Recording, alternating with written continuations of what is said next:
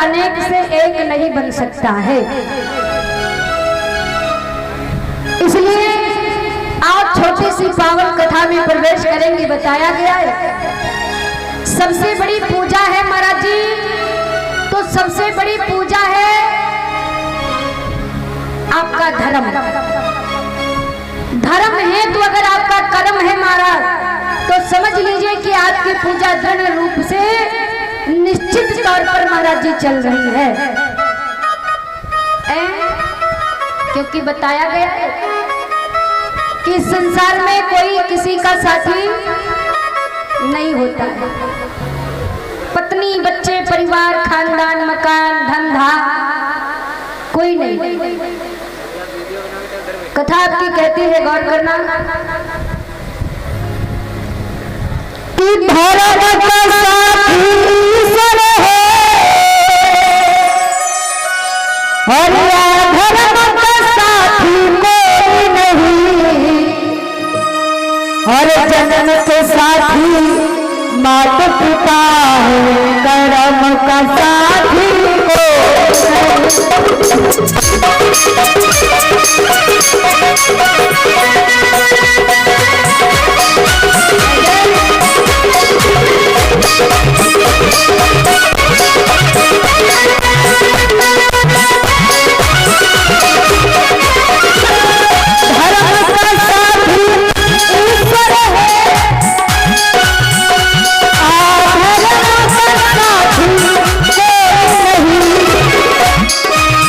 जन्म से साथी माता पिता है, कर्म का साथी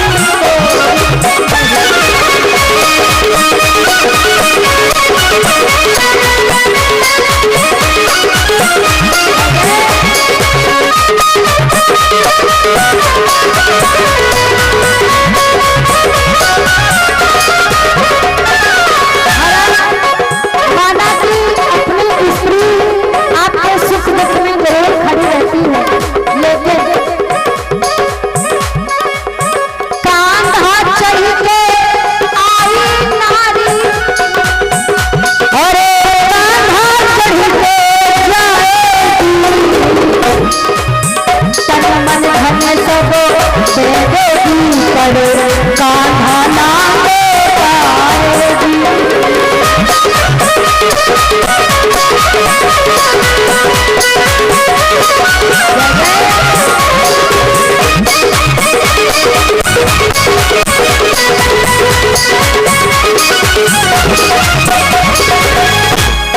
कि तन मन धन सब दे देगी, पर कांधा ना दे पाएगी। इसलिए महाराज अकेले आए थे, जब जन्म हुआ था तभी अकेले थे। ये रिश्ते तो यहाँ आकर के बने हैं, और जब जाओगे भी महाराज जी तब भी अकेले ही जाओगे, सब रिश्ते नाते खत्म हो जाएंगे। घर वाले याद रखते हैं, जब तक तेरही नहीं हो जाती तब तक गमी मनाते हैं, और तेरही के बाद में सब अपना अपना काम करने लग जाते हैं। पड़ोस वाले 2 दिन याद रखेंगे, फिर महाराज जी रिश्ता खत्म, कोई नहीं कहेगा वो थे वो थे। वक्त आने पर याद आ गया, अन्यथा कोई रिश्ता नाता नहीं।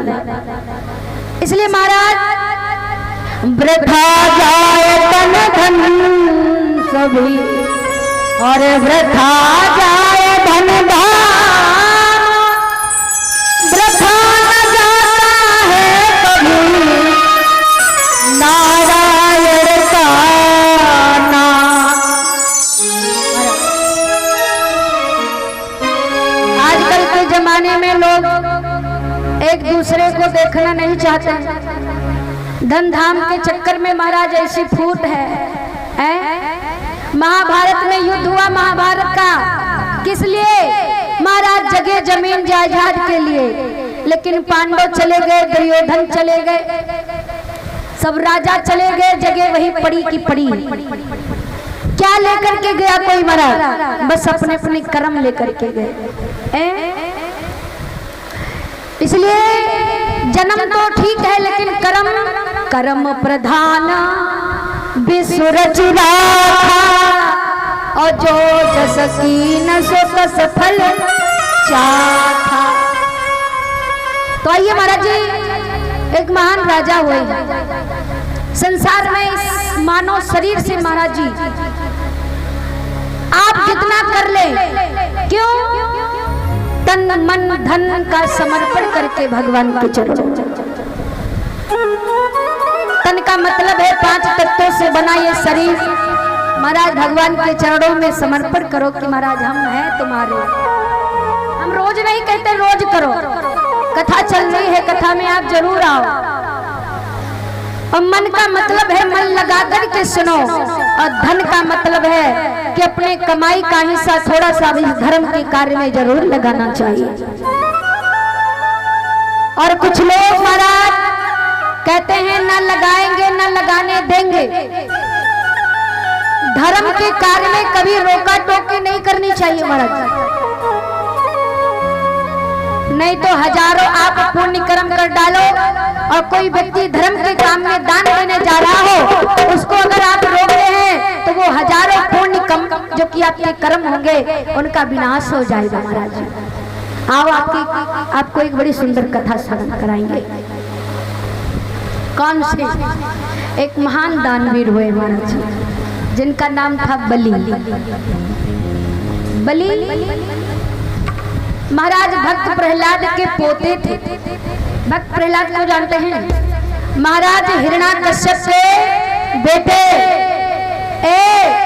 हिरण्याकश्यप के बेटे जिनका नाम था प्रहलाद, और भक्त प्रहलाद के बेटे हुए हैं जिनका नाम था बहरोचन, और बहरोचन के बलि हुए हैं जो बलि बहुत बड़े दानवीर थे।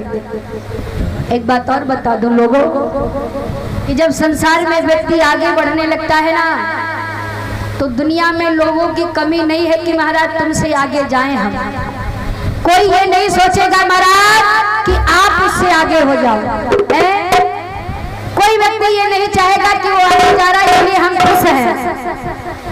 आज के जमाने में कोई किसी का शुभ चिंतक नहीं है प्यारे। आप कहो कि वो हमारे बड़े खास हैं, वो हमारे बड़े शुभ चिंतक हैं, और जब आपका शुभ होने लगता है तो उनको भी चिंता होने लगती है, महाराज अरे इसका तो बड़ा शुभ हो रहा है। इसलिए कोई किसी का नहीं है।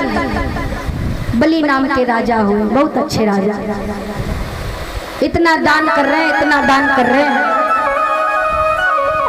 कोई 2 मांगता है जिसका 4 दे देते हैं। कि धरणी कवड़ी है हाय उन्हें जैसी ही सतियाओं से, और बलवानों की यदि इज्जत है तो उन जैसी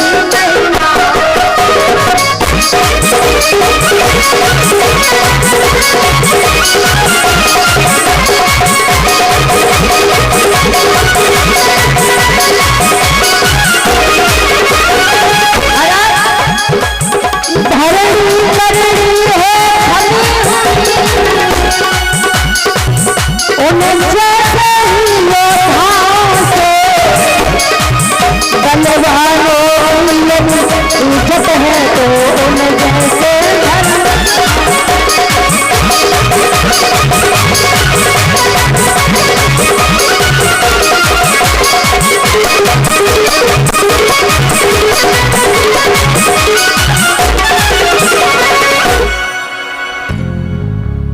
अगर संसार में धर्मात्मा नहीं होते तो महाराज जी ये बड़े बड़े जो धर्म के कार्य होते ये कार्य भी नहीं होते हैं। बलि इतने बड़े महान दानवीर हुए हैं, इतने बड़े दानवीर हुए हैं। अगर कोई व्यक्ति सतयुग त्रेता द्वापर में महाराज आगे बढ़ने लगता था तो महाराज इंद्रदेव को पहले तकलीफ हो जावे। काहे कि इंद्र जी की प्राइवेट नौकरी है भैया। कौन सी नौकरी है? प्राइवेट। जैसे सरकारी में डर नहीं लगता है कि हटेंगे नहीं, और प्राइवेट नौकरी है तो उसमें डर लगा रहता है, पता नहीं कब कोई हमारी नौकरी दूसरा कब्जा कर ले। इंद्र देवताओं के राजा हैं बलि